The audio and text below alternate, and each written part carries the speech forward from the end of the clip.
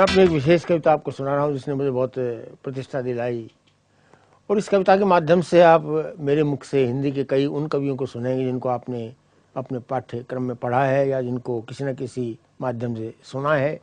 तो मैंने फिल्मों में कई बार अपने जो फिल्मों में गीत लिखने आए उन मित्रों से पूछा कि वहाँ गीत कैसे लिखे जाते हैं, तो उन्होंने बताया कि वहाँ एक हमको सिचुएशन दी जाती है। देखिए यहाँ प्रेम कर रहे हैं, प्रेमी युगल, प्रेम पर गीत लिखिए, या करुणा का दृश्य है, कोई कारुणिक दृश्य पर, या देशभक्ति का दृश्य है, देशभक्ति का गीत लिखिए। तो वहाँ सिचुएशन देकर गीत लिखे जाते हैं। तो मैंने एक बार कल्पना की कि मैं अगर अपने हिंदी के कुछ कवियों को एक सिचुएशन देता और उनसे कहता कि आप अपनी भाषा में, अपनी शैली में, अपने छंद में, अपने अंदाज में कविता लिखिए, तो वो हिंदी के कवि उस सिचुएशन को देखकर कैसे कविताएं लिखते हैं। कल्पना करें हमारे हिंदी के 8-9 कवि एक मंच पर बैठे हैं, मैथिली शरण गुप्त जी से लेकर बाल कवि बैरागी तक। उनको मैं एक सिचुएशन देता हूँ। सिचुएशन है, एक नौजवान लड़की छज्जे पर बैठी है, उदास है। उसकी मुख मुद्रा को देखकर ऐसा लगता है कि वो किसी बात से दुखी होकर, जीवन से घबरा कर आत्महत्या कर रही है। तो उस लड़की को देखकर अगर मैं एक कवि से पूछता, अगर मैं सबसे पहले हिंदी के प्रथम राष्ट्रकवि मैथिली शरण गुप्त जी से पूछता, जिन्होंने साकेत लिखा, भारत भारती लिखी, वो मैथिली शरण जी उस लड़के को देखकर अपने अंदाज में, अपनी भाषा में, मैथिली शरण जी उस लड़के को देखकर क्या कहते हैं। अट्टालिका पर एक रमणी अनमनी सी है अहो, अट्टालिका पर एक रमणी अनमनी सी है अहो, किस वेदना के भार से संतप्त हो देवी कहो, धीरज धरो संसार में किसके नहीं दुर्दिन फिरे, हे राम रक्षा कीजिए अबलान भूतल। हमारे प्रकृति के बड़े सुकुमार कोमल कांत कवि सुमित्रानंदन पंत इतनी कोमल भाषा में कविताएं लिखते थे, और उनका व्यक्तित्व भी इतना ही कोमल था जितनी भाषा कोमल थी। उनकी सबसे बड़ी विशेषता है, जो जो वो उम्र में बड़े होते गए त्यों तो उनका सौंदर्य बढ़ता गया।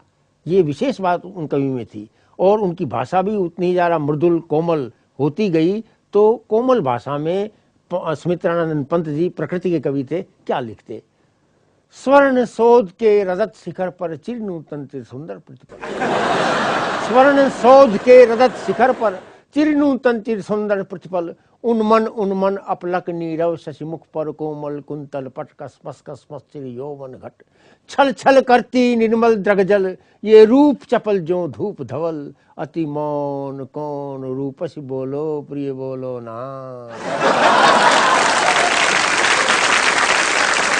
हमारे ओज के महाकवि दिनकर, ओज की वाणी में लिखते तो दिनकर जी उसको देखकर क्या लिखते, जैसा उनका नाम था वैसे ही वो कवि थे, दिनकर की तरह आग उगलने वाले। दग्ध हृदय में धधक रही उत्तप प्रेम की ज्वाला, दग्ध हृदय में धधक रही उत्तप प्रेम की ज्वाला, हिमगिर के उच्च निचोड़ फोड़ पाताल वनो विकराला, ले ध्वंसों के निर्माण त्राण से गोद भरो पृथ्वी की, छत पर से मत गिरो गिरो अंबर से वज्र सरीखी। और हमारे हास्य के बहुत ही प्रसिद्ध कवि हुए हैं काका हाथरसी, आप लोगों ने सबने लगभग सुना होगा उन्हें। काका जी उस को देखकर, लड़के को देखकर क्या कहते, गोरी बैठी छत पर कूदन को तैयार, गोरी बैठी छत पर कूदन को तैयार, नीचे पक्का फर्श है भली करें करतार, नीचे पक्का फर्श है भली करें करतार, भली करें करतार न कोई दे दे धक्का, ऊपर मोटी नार की नीचे पतरे कक्का, कहें काका कबीराय अरी मत आगे बढ़ना, उधर कूदना मेरे ऊपर मत गिर पड़ना। और हमारे हास्य के बहुत ही वरिष्ठ हुए मेरे काका हाथरसी के, और बहुत से हास्य कवियों के गुरु थे। अभी पिछले वर्ष उनका देहांत हुआ है। मूलतः मथुरा के रहने वाले थे, और इस 92 वर्ष की उम्र में उनका निधन हुआ है। अब तक वो इतने मस्त थे, सबसे अधिक मस्त व्यास जी, गोपाल प्रसाद व्यास जी, उसको देखकर क्या कहते कि छत पर उदास क्यों बैठी है तू मेरे पास चली यारी, जीवन का सुख दुख बट जाए कुछ मैं गाऊं कुछ तू गा रे। तू जहां कहीं भी जाएगी जीवन भर कष्ट उठाएगी, यारों के साथ रहेगी तो मथुरा के पेड़े खाए। हमारे वीर रस के बहुत प्रसिद्ध कवि हुए श्यामनारायण जी पांडे, जिन्होंने महाराणा प्रताप पर हल्दी घाटी महाकाव्य लिखा। वीरस के कवि थे, वीरस की भाषा का, वीरस के छंद का प्रयोग करते थे। वीरस की एक विशिष्ट भाषा होती है जिसमें टकार वर्णों का बहुत प्रयोग होता है। पांडे जी उसको देखकर वीरस की भाषा में क्या कहते हैं, ओ घमंड मंडनी अखंड खंड, ओ घमंड मंडनी अखंड खंड खंडनी, वीरता विमंडनी प्रचंड चंड चंडनी, सिंगनी की ठान से आन बान शान से, मान से गुमान से तुम गिरो मकान। सिंगनी की ठान से आन बान शान से, मान से गुमान से तुम गिरो मकान से, तुम डगर डगर गिरो, तुम नगर नगर गिरो, तुम गिरो अगर गिरो, शत्रु पर मगर गिरो। हमारे नई कविता के बहुत ही प्रसिद्ध कवि भवानी प्रसाद मिश्र, जिनको हम आदर से भवानी दादा कहते थे, उनकी अद्भुत शैली थी। उनकी कविता सुनकर कभी आंखों में आंसू आ जाते थे, कभी चेहरे पर मुस्कान आ जाती थी। अद्भुत शैली थी, गद्य की शैली थी, लेकिन बहुत ही भावुक।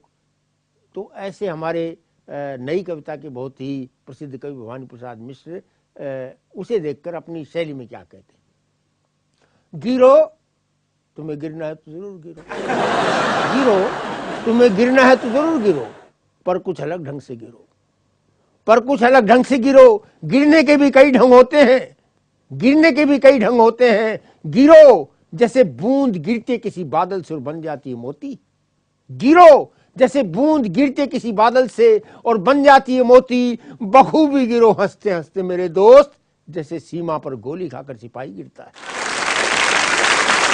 बखूबी गिरो हंसते हंसते मेरे दोस्त, जैसे सीमा पर गोली खाकर सिपाही गिरता है। सुबह की पत्तियों पर ओस की बूंद जैसे गिरो, गिरो पर ऐसे मत गिरो जैसे किसी की आंख से कोई गिरता है। गिरो पर ऐसे मत गिरो जैसे किसी की आंख से कोई गिरता है।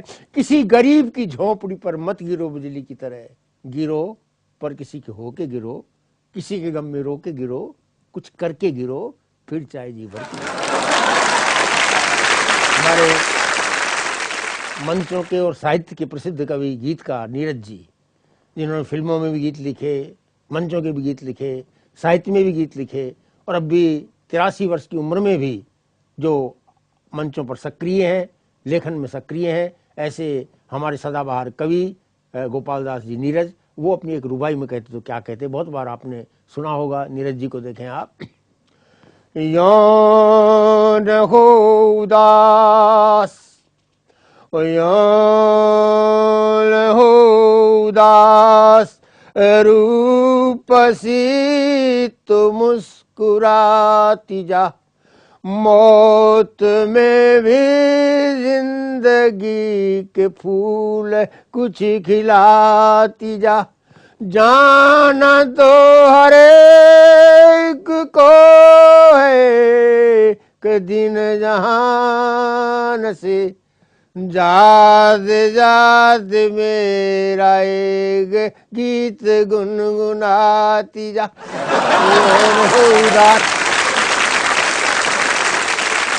और हमारे हास्य के बहुत प्रसिद्ध कवि हैं सुरेंद्र शर्मा, जो 4 लाइनों के कवि जिनको कहा जाता है, 4 लाइनों में कविता लिखते हैं। वो उसको देखकर अपनी भाषा में कहते हैं, उनकी अपनी भाषा है, उनकी भाषाओं में कहता हूँ ना वो राजस्थानी है ना वो हरियाणवी है, वो उनके गांव की भाषा है जो उनके गांव में बोली जाती है। एक नई भाषा का उन्होंने एक तरह से प्रयोग किया है अपनी कविताओं में, अद्भुत भाषा है वो। ए जी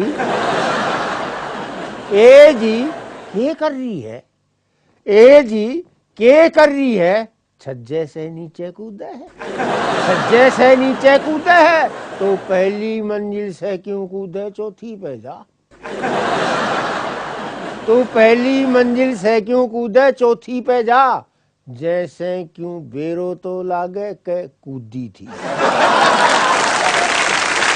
परंतु में हमारे भाई बालचोई बैरागी जो राजनीति में भी रहे, मंत्री भी रहे, सांसद भी रहे, लेकिन एक समय ऐसा था, मेरे साथ के कवि हैं, मेरे से 4-5 साल बड़े हैं, कभी एक समय ये था कि उनका स्वर इतना प्रखर था, इतना मधुर और प्रखर था कि लोग एक एक पंक्ति पर 10-10 मिनट तक तालियां बजाते थे। इतना अच्छा स्वर था बैरागी जी का। वो कहते तो क्या कहते बैरागी जी अपने स्वर में। उन दिनों की याद आ रही जब लाल किले में वो हीरो हुआ करते थे। लाल किले के कवि सम्मेलन में उनको लोग ये कहते थे हम बैरागी जी को दिखा दो तब कवि शुरू होने देंगे। ये स्थिति थी बैरागी जी की। वो होते तो क्या कहते, गोरी है